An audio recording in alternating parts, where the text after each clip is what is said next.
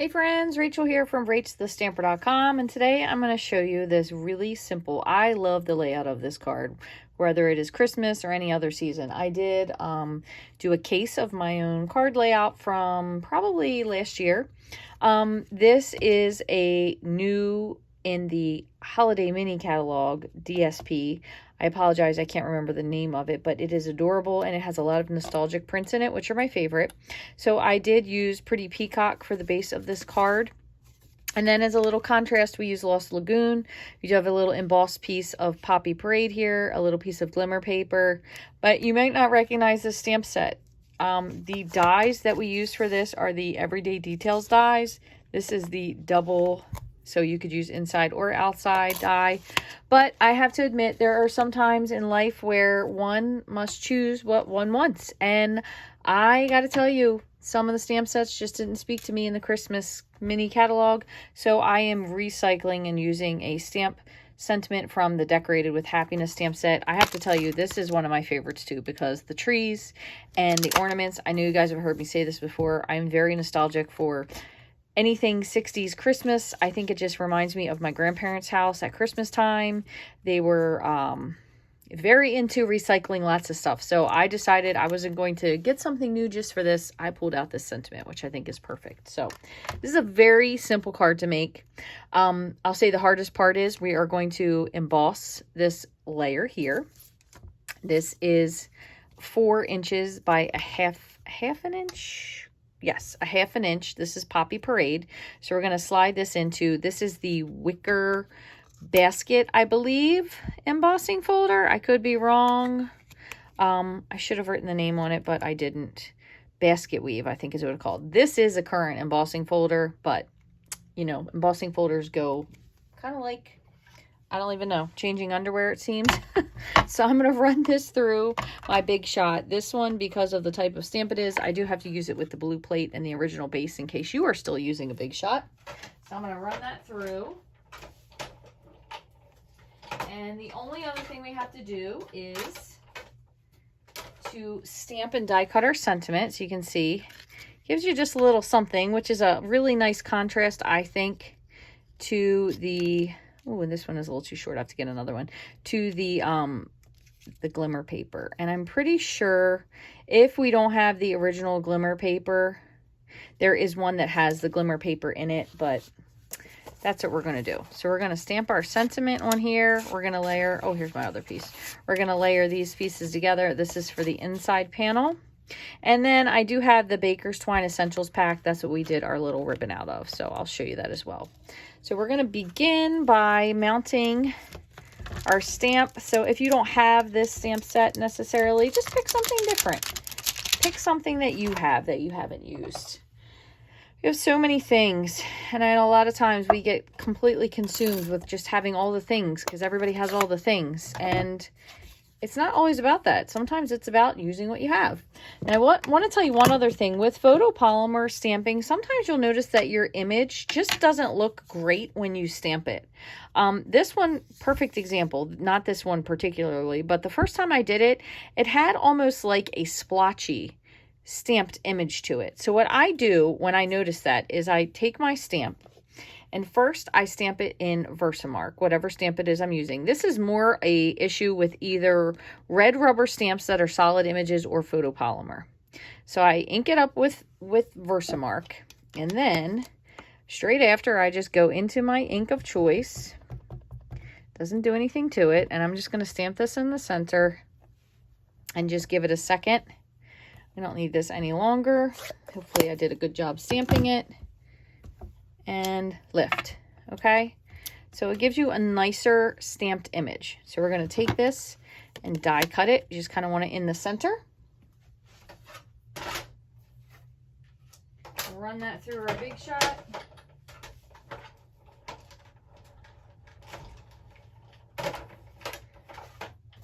I was having a lot of trouble with getting my Big Shot to work a couple months ago, in case you were here around then. And I found this great video that someone who is a Stampin' Up! Demonstrator in the UK's husband created. He completely took it apart. And there was a lot of stuff stuck in mine. it was just a lot of scrap junk, and ever since I cleaned it, I haven't had a problem. I will say the handle fell off, so my handle is no longer on, so it's not a comfort grip, but the metal part that is underneath still works. So as long as this bad boy's working, that's what I'm using. I am certainly not interested in buying something else. I thought about it for a minute, but then I thought, well, maybe if this one was completely broken. So I was just removing the little extra holes there. But otherwise, since it's not, there's not really any reason. One other thing, when you do line these up, so for these, I believe I would cut it 2 1/4. Yep. And I think it is 3 1/4. No, 2 1/4 and 3. So this is 4 by 3. This is 4 by 2 1/4. And they do have a little bit of overlap room on them, but I kind of did it that way just in case. I'd rather have a little bit of space to kind of mess with it if I needed to versus none. So what we're going to do is we're going to put the larger piece on the bottom first. And I don't love this side of the paper, but the other, there's a couple of them where I'm kind of torn. I don't know which side I would prefer to use. So we're going to just line this up so you have a pretty nice even border at the bottom, probably about 1/8 of an inch. And then this is going to go on the top. Now, one thing I will tell you, you definitely want to crease it so you don't put it higher than you need it to be. And mine was crooked on that sample. But you can put it so it just lines up there if you'd like. Or, I did it again. I think it's just a teeny, I don't know, maybe I cut my paper a little crooked. I think I must have, because it looks straight on the bottom. So I'm going to put it up, and then I'm going to just cover this little gap with these two here. Well, not that one, because that one's too short, but with these two here, because I feel like it just covers up if you have any whoopsies. So I'm going to put, this is another cool one. This reminds me of the gingerbread paper we had a couple years ago with the brown and white. So I'm going to just line this up. And again, I'm lining it side to side, but I'm just trying more so to make sure it's even. And I know I have that little gap there, but you won't see it. So then what I did is I took a little piece of, this is a really, really thin tear and tape. It's made by Sukwang paper. So I'm just going to run this right on the edge. It's probably, I guess 1/8 of an inch is what this is.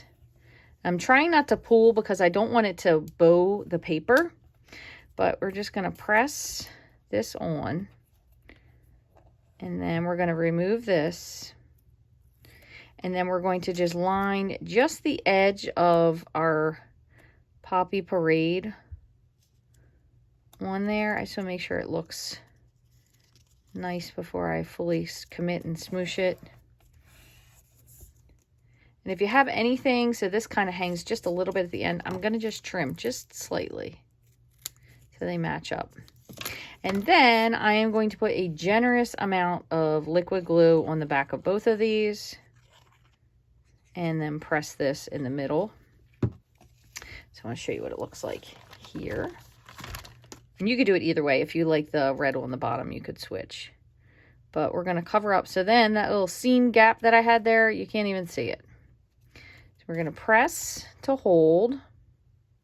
And with this, I'm going to put a dimensional on the top and the bottom because we don't really need anything in the center. So I'm going to put some glue in the center. And then it is just a slight height change. So that's why I'm going to put just a little dimensional on each. We'll put 1 and 1. It doesn't really need to be a lot. Peel the backs of those off.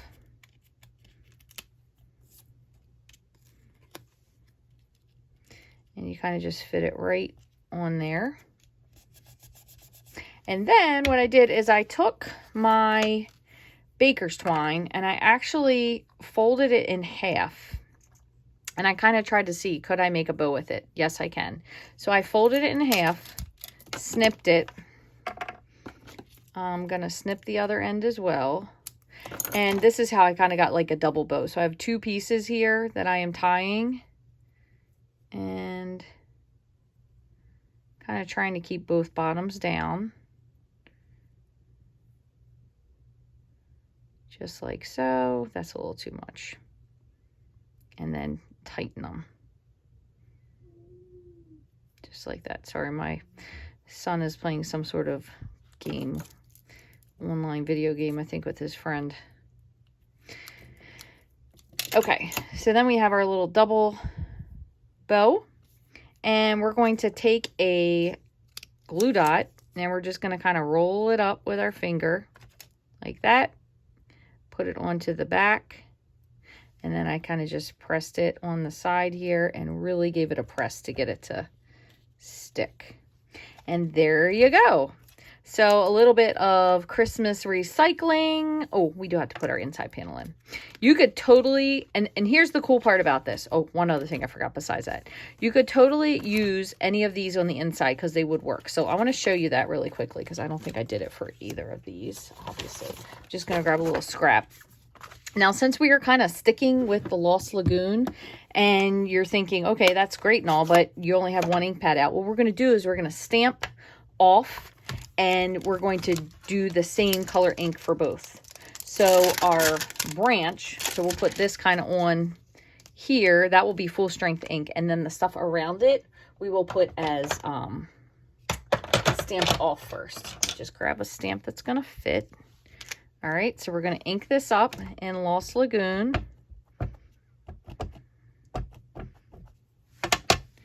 Ink it on the bottom here. Doesn't need to be full. Okay, and you can see here, because I didn't Versamark it, see there's a little bit of dotting with the lines here. So if I were to have inked it with Versamark first and then done it, it would be different.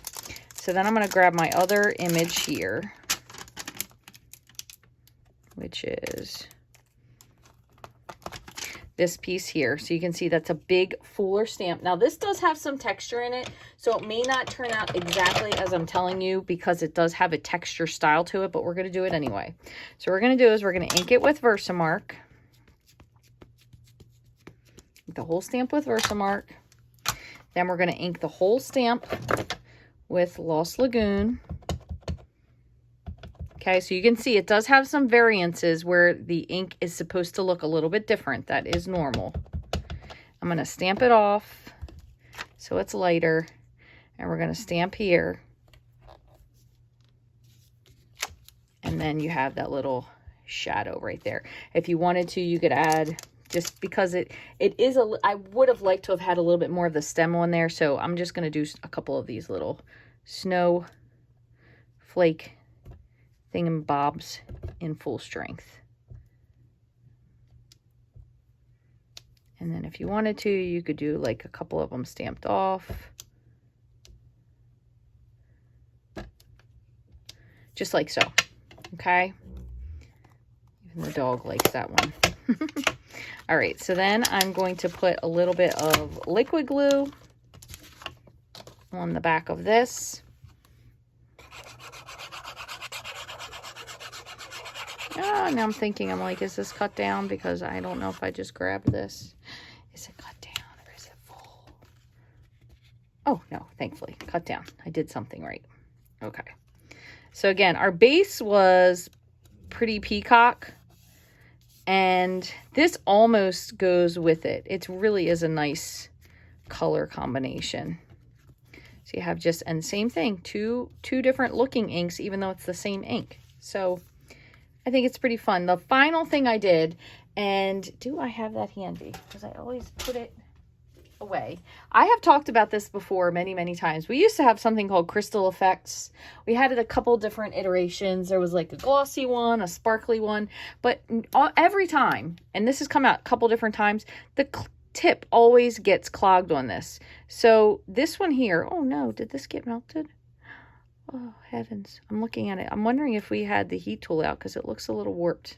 That would make me so sad. Hold on one second. Let me just check this with my little pokey tool. Oh, hopefully it still comes out. We'll see in a moment, but might have to get a new bottle. This is Ranger Glossy Accents, and it in the essence is the same thing, but what you can do is, nope, it still works. You put little teeny dots. You do have to let this sit and dry, otherwise you will have a heck of a mess, and it really sticks to your hand if you accidentally put it in there. I can tell you that from experience. But when you're finished with it, I find that if I kind of give it like a little tap and a puff, it clears out. And our nozzle never seems to clear out that way, and I don't know why, but I'm pretty sure you can still get this. I have no idea where because I bought it a super long time ago, but I don't know if Ranger is still in business as Ranger, or if that was like an offshoot of Tim Holtz or Spellbinders, or who even knows what it would be called. But if you check online, you should be able to find it somewhere. But what I'm going to do is, once you put this on here, I'm going to see if I can show you the difference. It's very like cloudy and milky looking, but once it dries, it's, there you can see them on there. It's glossy and shiny. You can even see where I accidentally smudged it from here to here, and then there's an extra little snowflake, but it really is cute because it gives just like, you know, a glossy effect to stuff. So if that is something you can find, maybe you'll add a little something to your cards that would make you happy. That would make me happy. So I want to thank you so very much for watching today. If you haven't already, like, subscribe, follow, and share this with a friend. You can click below if you would like to get any of the products today. I'll take you directly to my online store. There's also another link there for all the measurements and everything on my blog. If you would like to tell me something or you have a comment about the card we made today, you can leave that right here. I do check every single one of my comments. I want to thank you so very much for joining me today. I hope you learned a little bit of something new and maybe some recycling of your own Christmas products are in your future. Thanks so much for watching.